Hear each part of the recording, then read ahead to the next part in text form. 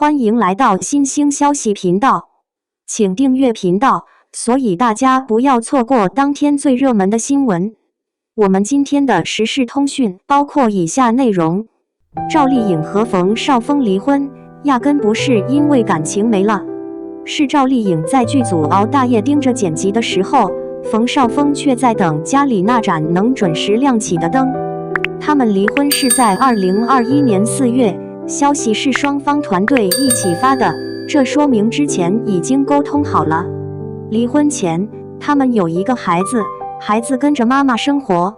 拍《與鳳航》的那3個月，趙麗穎每天在片場待超過14個小時。這部劇是2023年下半年拍的，地點在橫店，她既是主演又是監製，工作量特別大。到了片場，她會先看分鏡，然後拍複雜的動作戲，期間好幾次都是凌晨才收工。片場不少工作人員都能證明，她幾乎不離開片場，就連吃飯時間都很短，休息也很少。身兼演員和監製兩職，擔子不輕。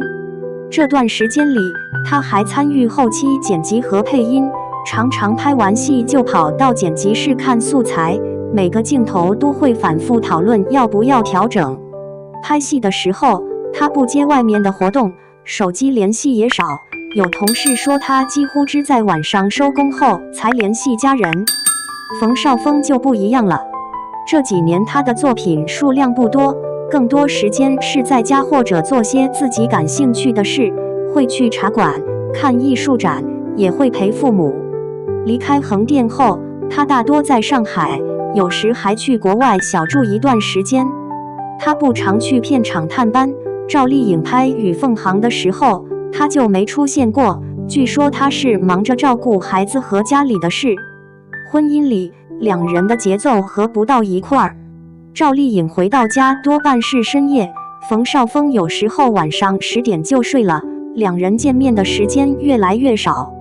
有知情人說，他們離婚前已經分居了一段時間，溝通很少，更多是在孩子的生活安排上有交流。趙麗穎需要長時間投入工作，馮紹峰希望能有穩定的陪伴，兩人都沒打算改變自己原有的節奏。他們在離婚聲明裡說的是和平分手，不會公開雙方的細節。之後，兩人沒有公開過合影，也沒再合作過。孩子的探視大多在上海，由男方負責送到女方那裡。兩人的社交賬號沒有互相標記或互動，工作和生活完全分開了。馮紹峰這事兒越挖越耐琢磨。當初他和趙麗穎官宣離婚時，大眾多是祝福與遺憾參半，然而愈細看其中細節，才發覺並非簡單的兩人性格不合。馮紹峰真的愛過趙麗穎嗎？又或者婚姻一開始就是場妥協？趙麗穎或許早就看透一切，但選擇沉默不語，用行動替代解釋。從趙麗穎的背景聊起，這女人從來就是個能打的勵志範本。沒背景，沒資源，靠一張草根選秀的入場券硬生生殺出一條血路。她眼花千古成了現象級爆款後，終於在那塊光鮮的熒幕後贏得自己的名字。趙麗穎對職業的高要求自不必贅述，作為一個小鎮姑娘，她所獲一切榮耀，背後顯然是無數個大清早叫醒自己的鬧鐘，是飯盒裡還帶着溫度的外賣和每天凌晨3、4點的劇本拍攝現場換裝間隙。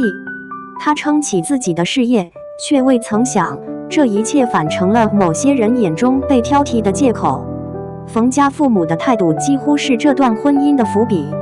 圈內傳聞他們不待見趙麗穎，早在婚前便言辭刻薄，學歷配不上我們馮家。趙麗穎從未正面回應，但若談及婚後，這種潛伏的嫌棄和施壓的鈍氣感，怕是她無聲選擇離開的理由之一。那麼問題來了，馮紹峰身為丈夫是否也站在她的立場？拋開公眾的視線，我們反觀馮紹峰的婚後表現，卻無法看到明確的答案。當趙麗穎在劇組馬不停蹄地拍戲時，馮紹峰安靜退居家庭，這本屬於各自的分工選擇，但馮是否因為趙的事業成就，內心激盪過強弱之別？比起支持，他的沉默似與父母的嫌棄，自然形成了某種共謀。未婚先孕，然後被迫結婚，趙麗穎的婚前人生軌跡如解碼疾馳，一切都向他握着方向，精確且有着目的。直到馮紹峰的出現，軌跡偏了，他身上的強勢主動被逼入家庭的條框，身份轉換帶來的不適感與複雜對立也在所難免。但最驚豔的是他的反彈速度，短短2年婚姻，毅然決然選擇結束，而分歧不僅限於夫婦，還有馮家父母企圖將女性燻染成賢妻良母的偽命題。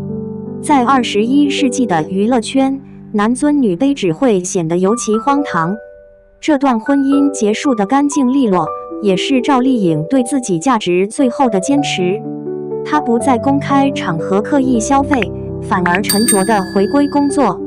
在鏡頭前呈現出的依舊是那個清瘦的身影和踏實的眼神，但所處的環境和角色背後的女演員早已放下過去的羈絆。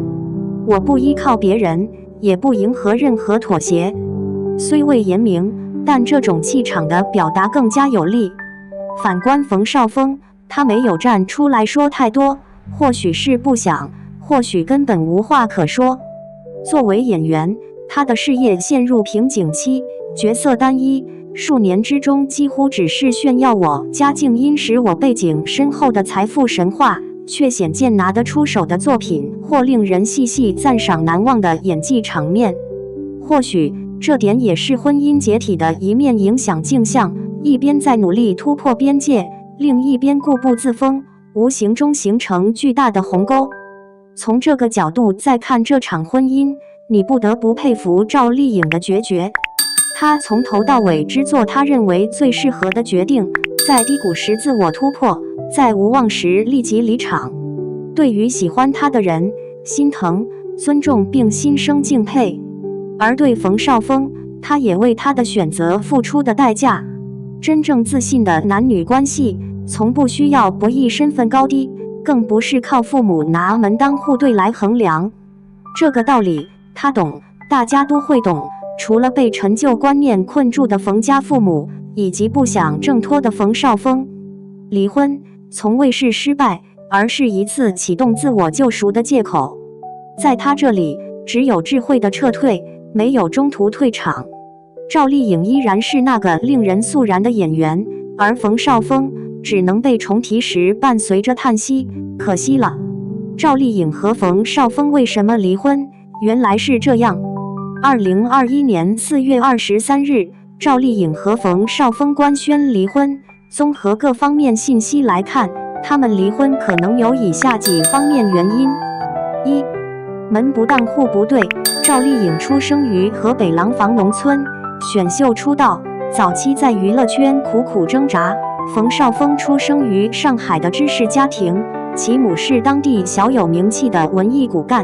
他4歲參加演講比賽獲1等獎，以童星出道，還被保送到上海戲劇學院，出道即巔峰。不同的家庭環境和成長背景，可能導致兩人三觀和為人處事之道存在差異，在婚後容易暴露出諸多問題。